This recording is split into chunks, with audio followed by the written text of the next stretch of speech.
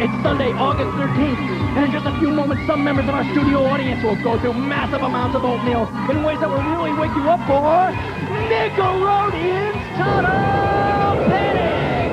And now, here are those masters of mock, Molly Scott and Greg Lee! Hey! Hi, everybody, and welcome to Nickelodeon's Total Panic! Yeah! This video is brought to you by Patreon. Patreon! Running wild, brother. 1989.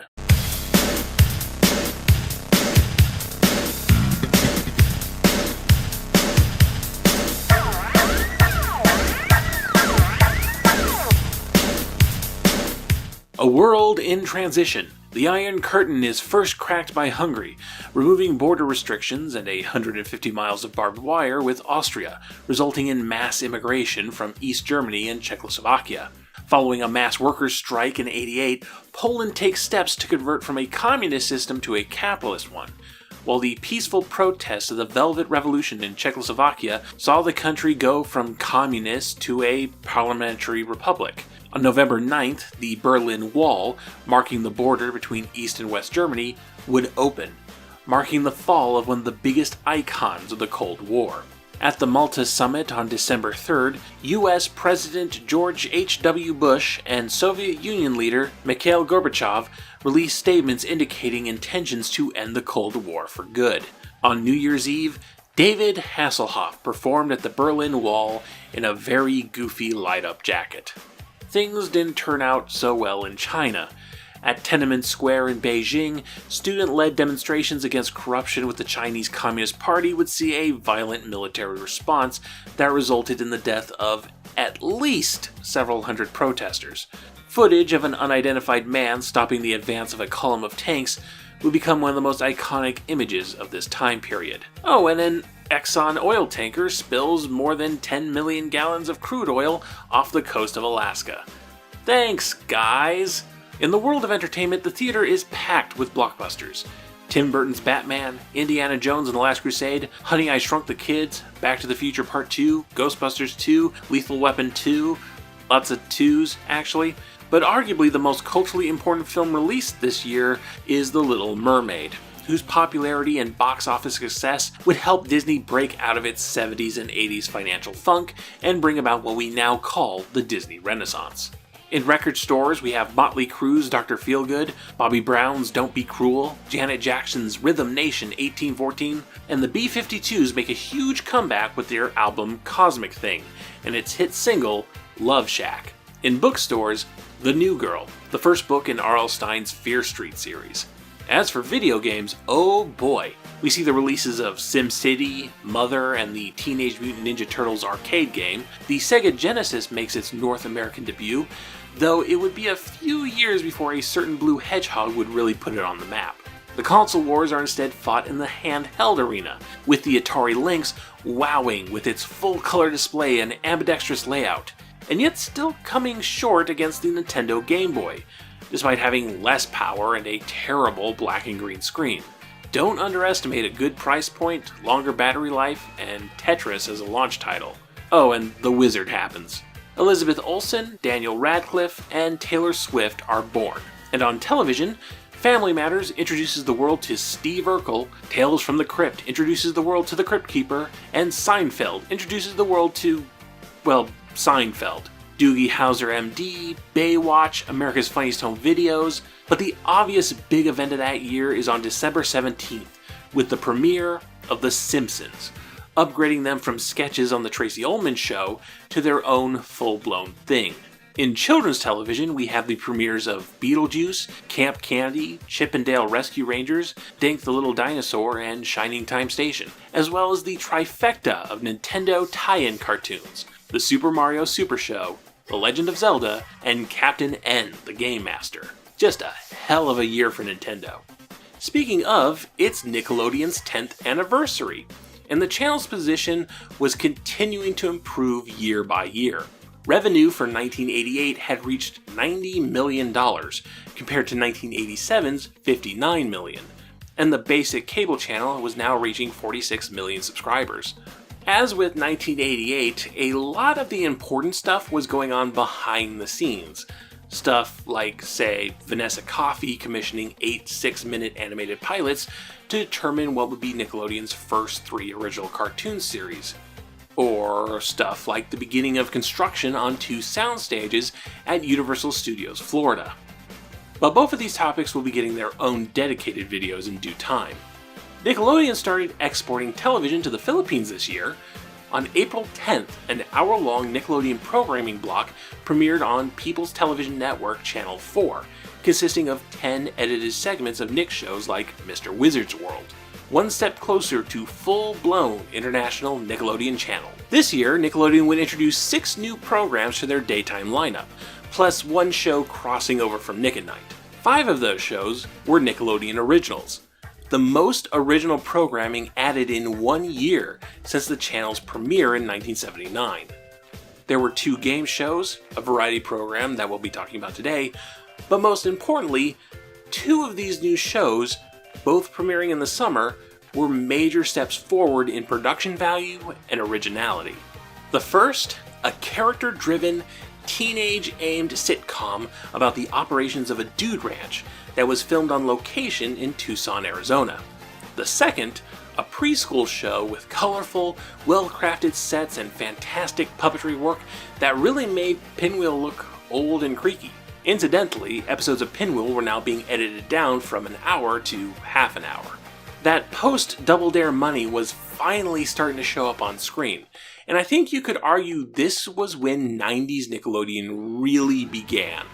I mean, yes, obviously, it's still technically the 80s, but both of these shows would continue production up through 1991, and would both continue to rerun on the channel up through 1999. And were both successful enough as to influence the shows Nickelodeon would make during what many consider its golden age. Also, 1989 was the year they started making the Pete and Pete shorts, and I promise I'll talk about Nickelodeon shorts at some point. Nickelodeon dropped 8 shows that year. We saw the final regular broadcast of Lancelot Link Secret Chimp on February 25th. The music video request show Nick Rocks ended on March 26th. The oft paired together Curious George shorts and the children's fitness show Kids in Motion both left on April 1st. The after-school special Spotlight 16 Cinema was gone on May 28th. And then 3 animated shows were removed, this being the first year that no new animated programming had been added since 1983. Both Belle and Sebastian and Mapletown aired their last on September 1st, and The Little Prince concluded on December 29th. And of course, we need to swing by the Nick at Night corner while we're here. Along with Lancelot Link, Mad Movies with the LA Connection was dropped on February 25th, and the Smothers Brothers followed on March 25th.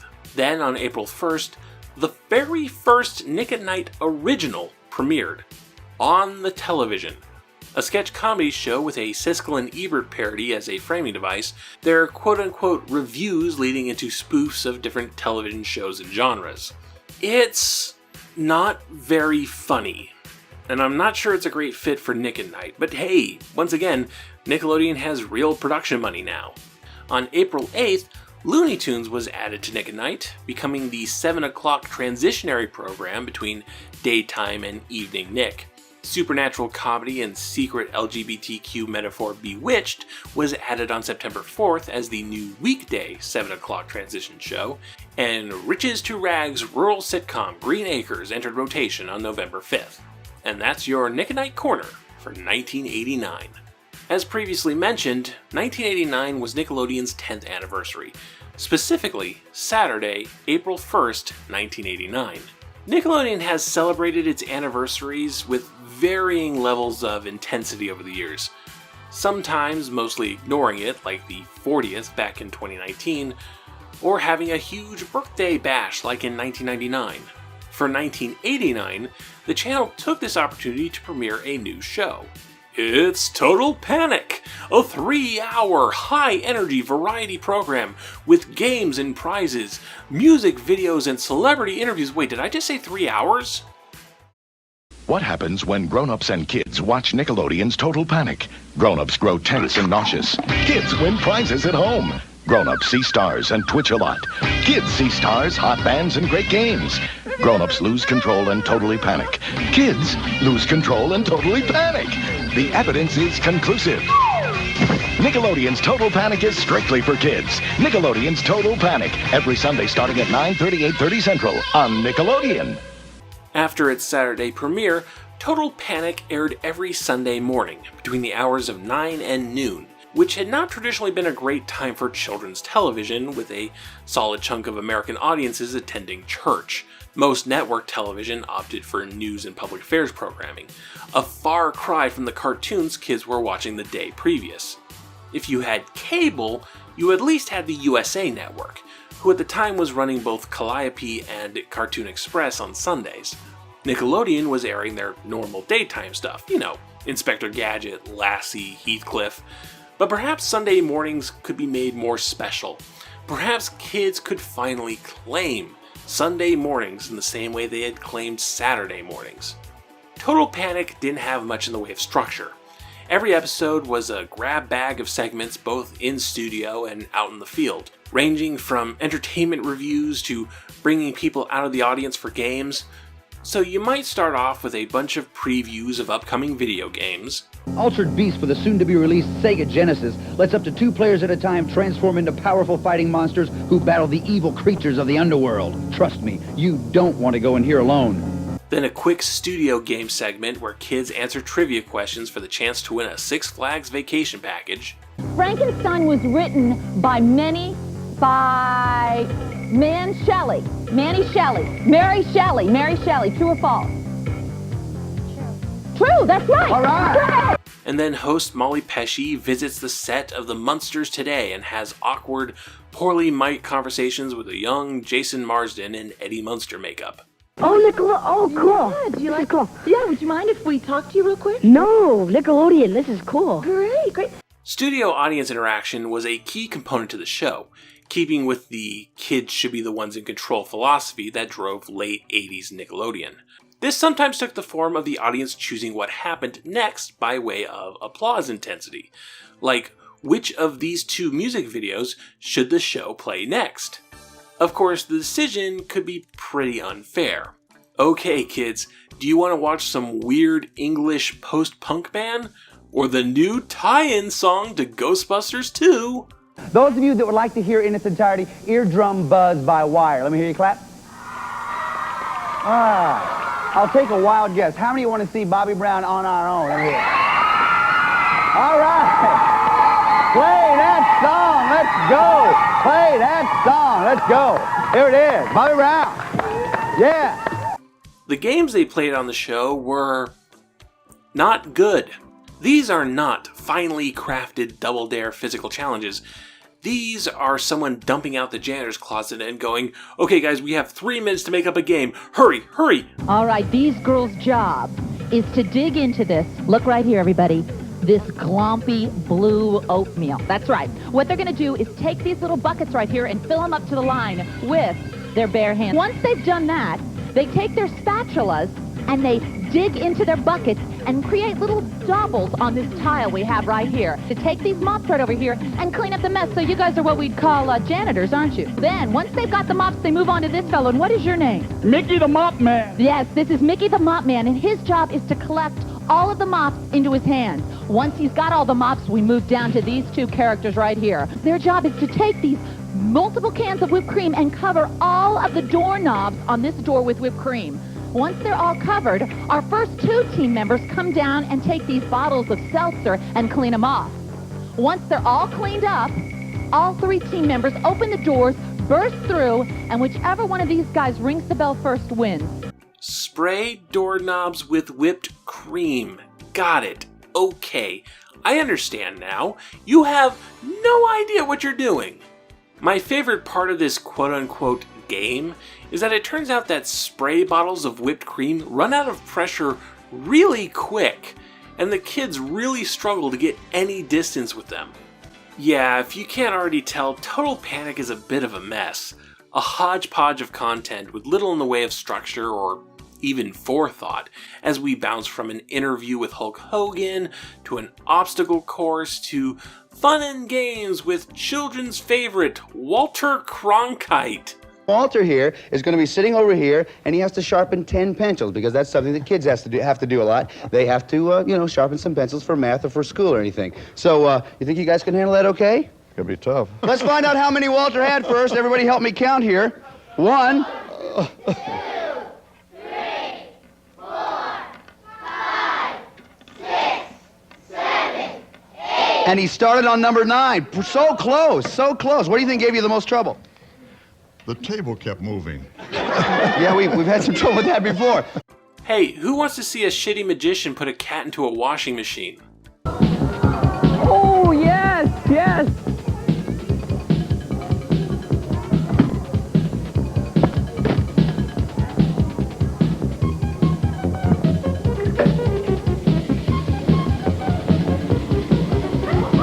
Now this sure takes the pain out of washing the cat, if you know what I mean. See?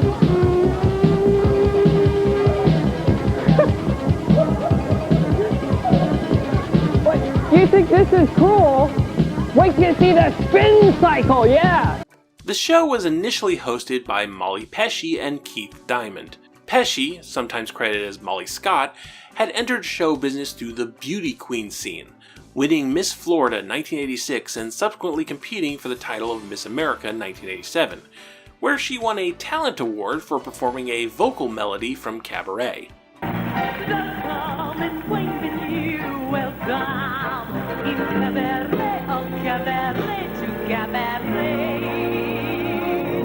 From there, she moved to New York City, got a number of commercial spots before auditioning for Nickelodeon and getting her first steady television gig with Total Panic. I love it. It's a blast. It's wonderful to be working. The show is a lot of fun. The kids are fun and wild. I got to meet Sigourney Weaver recently, and we just had a major pie fight on the air. It's just wild. I think it's starting to give me a little bit more credibility, because it's a national show. If you're working, making money in the business, that counts for a great deal. After Total Panic ended, she moved on to Comedy Central as a host on Short Attention Span Theater, and later she had a short gig as a film reviewer on the Craig Kilborn-era Daily Show. And she continued going on through hosting gigs on shows like eBay TV, Backyard Habitat, and the local Orlando talk show iVillage Live. Keith Diamond has a few minor television roles before Total Panic, and after the show, he's best known for playing neighbor Greg Clemens on The Drew Carey Show, and being the voice of Agent J in the animated Men in Black series. Hi everybody, listen, what we're gonna do now, we're gonna celebrate Harry Houdini's birthday. Harry Houdini is a legendary magician. Pick a card, any card, I can do magic too. Born 100, what are you, a magician? Yeah, I'm a magician. Pick a card, pick a card, pick a card. Ah, I got 2 cards, let me pull them back. Okay. All right. I got a card. I got it. I know what it is. It is an ace of diamonds. Bring on the real magician, Keith. Yes, let's bring on the real magician. You blew it, girl. This means dinner's off. His time as host here, however, was very brief. I don't know the exact timeline, but he was gone by July at the latest. I also don't know the reason for his departure. Of the few clips I have of his run, he seems pretty solid in front of the camera, and presumably he focus tested well, so my guess is that some behind-the-scenes drama happened. Pay disagreements, scheduling conflicts, that sort of thing. His replacement was Greg Lee, who had been Nickelodeon's go-to warm-up comedian since Double Dare. You know, the guy who got the crowd hyped before cameras started rolling. He'd end up bouncing around Nickelodeon for a bit, being the announcer on the sort of game show Outta Here. He was considered as the host for a revamped version of Kids Court that didn't get past the pilot stage, and he was the voice of Mayor White on the very first Nicktoon, Doug. However, Greg Lee's best known today as the host of the fondly remembered PBS game show, Where in the World is Carmen Sandiego? Woo! That was a close one, huh? Lee and Pesci certainly brought some good positive energy, at least at first, but since there's clearly no script, no rehearsals, and no second takes, there's a lot of fumbles and gaffes, not to mention plenty of random children pulled from the audience with wildly varied levels of enthusiasm and personalities. So, what even is Total Panic, besides a mess? A 3-hour-long Sunday morning variety children's show with a studio audience who plays games for prizes? That's actually not a unique premise, believe it or not. What's it gonna be? What number? 9. Okay. Oh, it's the song. Darn. Oh, well, listen. Oh. This young lady right here in the plaid dress has a choice of 10 cans. If she guesses the correct can, she's going to be a happy young lady. All right, she gives it a twist and... Wonderama did it first. Beginning in 1955 on New York City's WNEW TV station, Wonderama was, well, exactly this. The press knows this too, and comparisons between Wonderama and Total Panic were often made in printed previews for the show. The original run for Wonderama ended in 1977, with reruns continuing a bit into the 80s. Making a Wonderama clone in 1989 was certainly an odd move for Nickelodeon. Evoking an older model of television was more of a Cy Schneider kind of thing than a Jerry Laybourne kind of thing. But I don't think that was so much the intent as it was the outcome. I don't think Nick set out to make a stealth Wonderama reboot, but rather tried to make something, realized it was ending up a bit like Wonderama, and ran with it.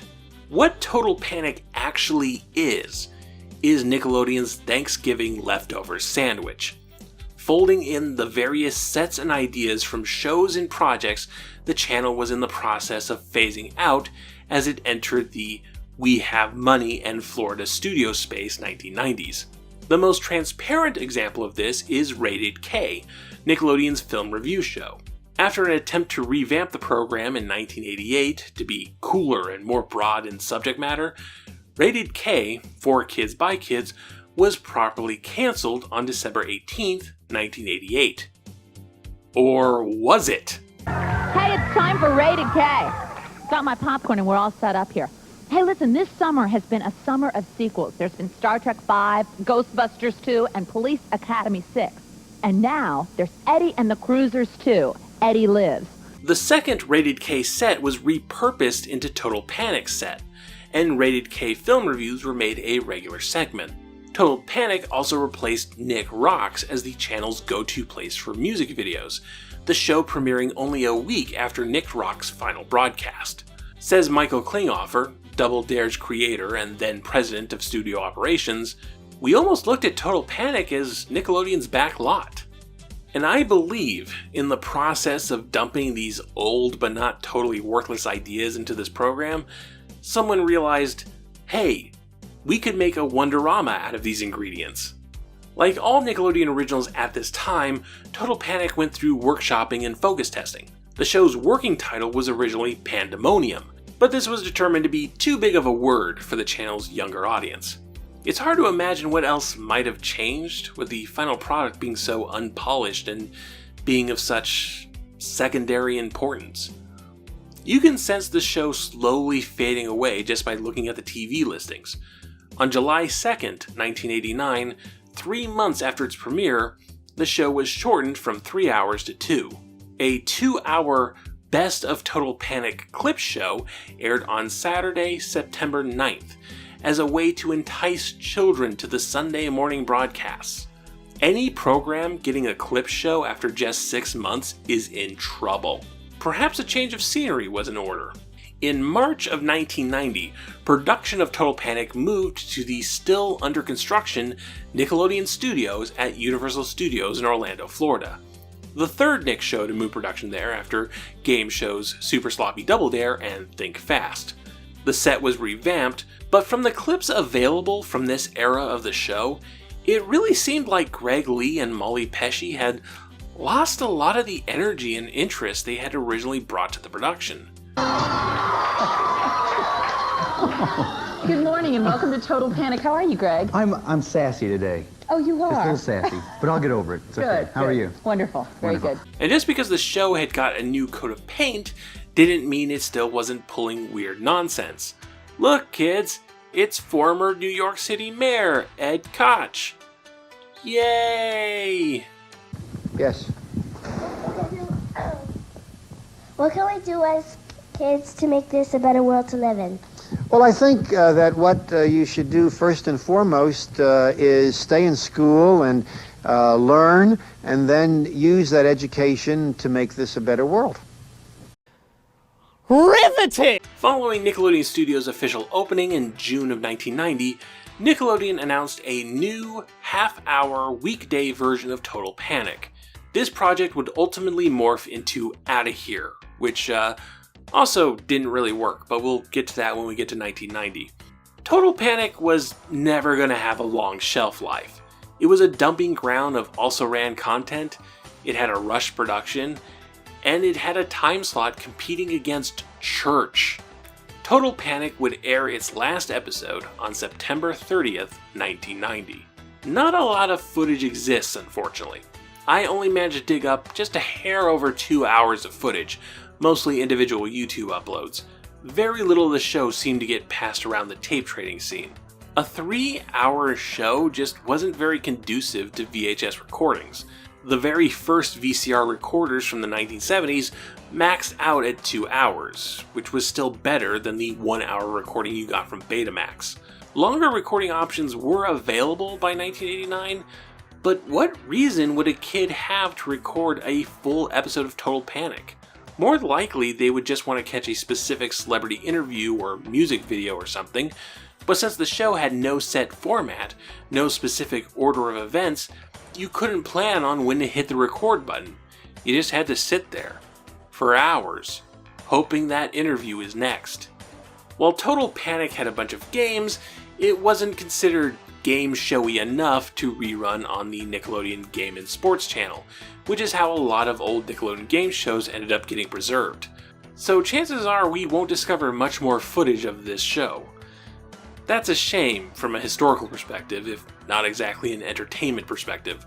One of the most well-known surviving clips is a video game consumer report, an interesting window into the video game scene of the time. Wondering, I read somewhere that you're able to hook this one up to somebody else's, so you could get a couple of people, or how does that work? Right, there'll be a telegenesis modem. A modem is a connection between two computers over a telephone, and you'll be able to play across town or across the country or across the world so like with Greg another and player. I could be in each at home, and then we could call each other on the phone and both play at the same time. By all means, you play baseball from across town. That'd be wild.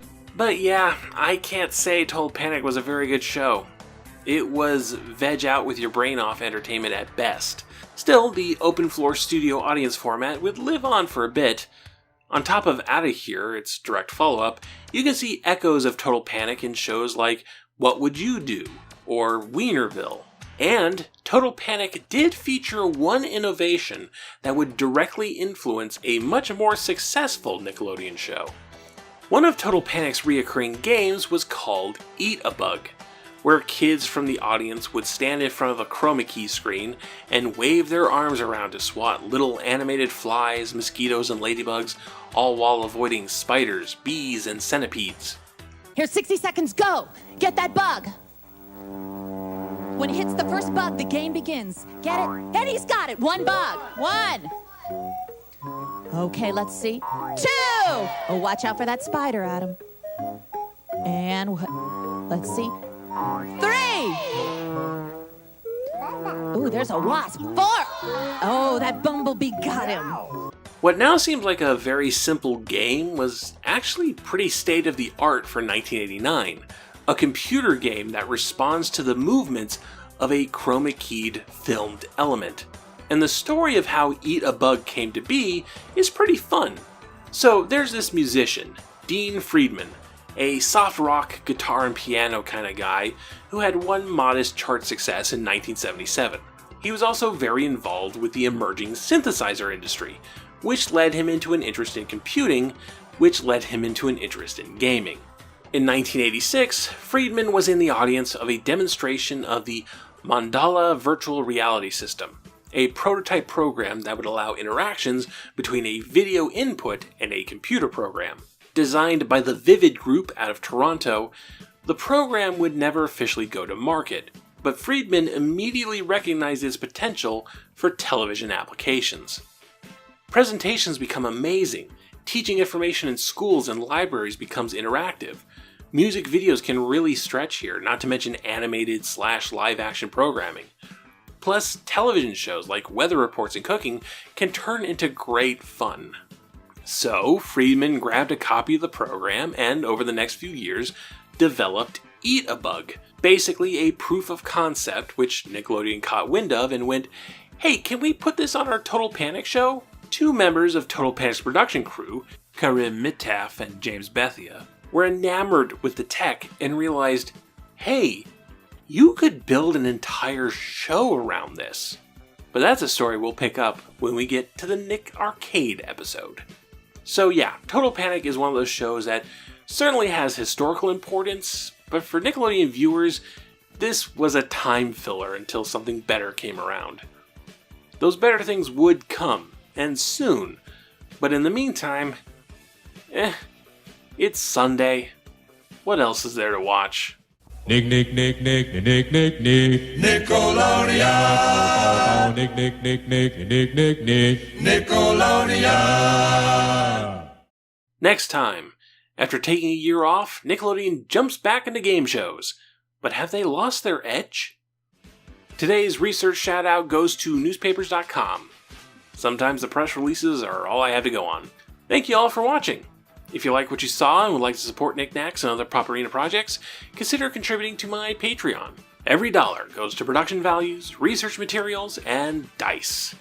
You can also support the channel by liking the video, leaving a comment, subscribing, hitting that bell icon for notifications, sending a one-time donation through PayPal or Ko-fi, following me on Twitter, and sharing Knacks with all your friends. Thank you again, and remember, Black Lives Matter.